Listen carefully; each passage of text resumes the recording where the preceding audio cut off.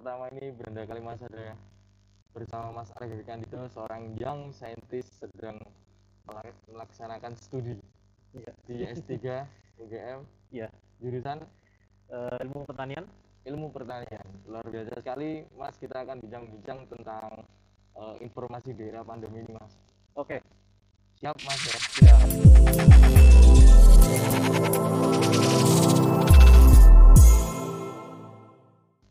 Siap Mas ya? Siap. Hari ini banyak sekali kita temukan informasi-informasi beredar, bahkan sangat mudah kita dapat ya Mas ya, informasi mengenai medis, mengenai pengobatan alternatif untuk masyarakat, informasi tentang memberikan bagaimana kita masyarakat awam ini bisa mengobati dirinya sendiri.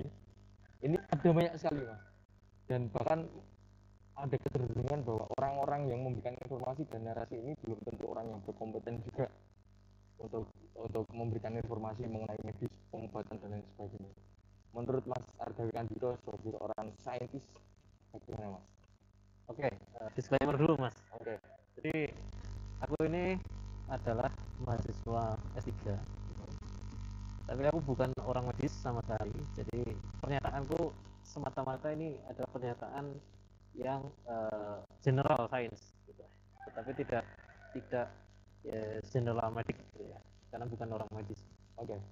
Jadi gini, kita itu kan semakin hari semakin mudah mendapatkan informasi, bisa dari Twitter, bisa dari Instagram, bisa dari Facebook dan lain sebagainya itu. Nah, arus informasi ini dikeluarkan oleh hampir setiap orang gitu, siapapun.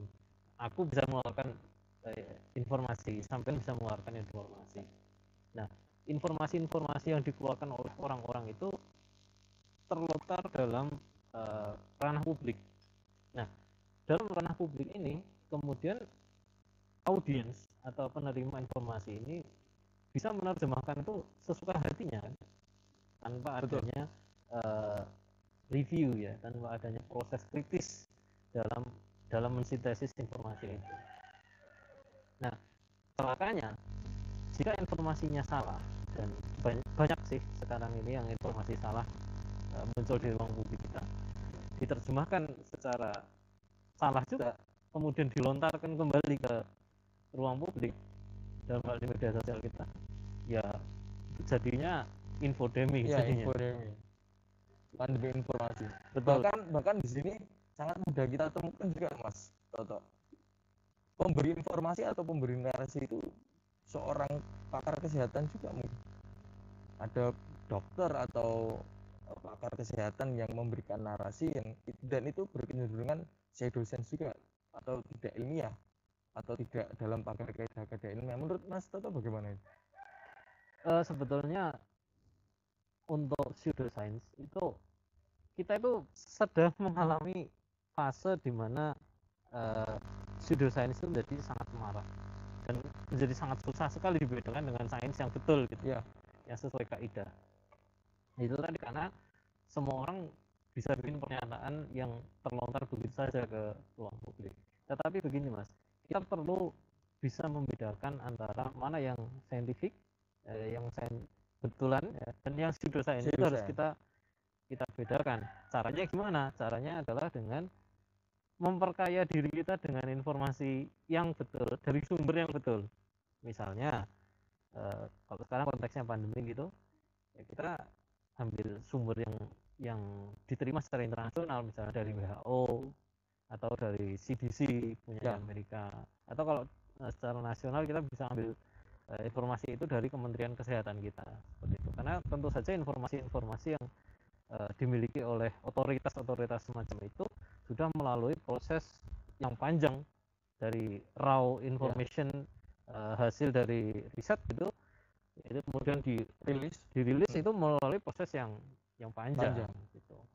Nah ini menarik sekali Mas, karena memang era informasi, keterbukaan informasi ini menjadikan siapapun bisa memberikan argumennya, apalagi di masa pandemi yang kita belum pernah mengalami sebelumnya, menjadi sangat sulit juga sebenarnya Mas.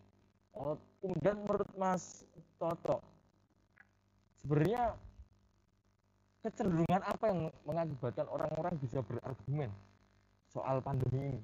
Kecenderungan apa yang kemudian mendorong seseorang untuk berpendapat bahwa ini adalah alternatif, ini adalah sesuatu yang bisa kita lakukan untuk menyelamatkan diri kita sendiri? Apakah ada kecenderungan yang sederhana atau mungkin ada sesuatu yang didesain atau sesuatu yang dibuat atau memiliki dorongan-dorongan kepentingan tertentu, akhirnya banyak sekali informasi yang kita dapat dan cenderung untuk pseudosense mungkin, dan itu sangat liar mungkin narasinya. Ya, jadi sejak diciptakannya media sosial sebagai ranah kita dalam berekspresi, kita itu punya kecenderungan untuk lebih mengekspresikan diri kita di media sosial gitu. Dan ekspresi itu bisa macam-macam Ya, gitu, termasuk eksistensi juga itu. eksistensinya gitu. Orang pengen dilihat, orang pengen direcognize oleh publik. Itu yang menyebabkan kemudian dia dapat informasi sedikit, entah betul entah salah, kemudian langsung aja dilontarkan ke ruang publik. Artinya kita bisa membaca bahwa hari ini kita sedang menghadapi situasi di mana pandemi secara fisik dan informasi pandemi. Betul. Artinya betul itu sekali. memperparah kondisi juga ya Mas. Iya. Dan justru memecah masyarakat gitu. Betul. Masyarakat yang harusnya mengikuti saran-saran dari dokter, saran-saran dari Kementerian Kesehatan misalnya, menjadi ikut saran orang-orang yang tidak punya kompetensi sama sekali gitu. Betul. Saya cukup prihatin ketika di awal pandemi gitu tahun lalu ada banyak sekali siaran podcast gitu yang dia itu nggak punya kompetensi apapun mengenai virus, mengenai kesehatan, tetapi sangat viral di media sosial kita, kemudian memunculkan istilah-istilah seperti pandemi.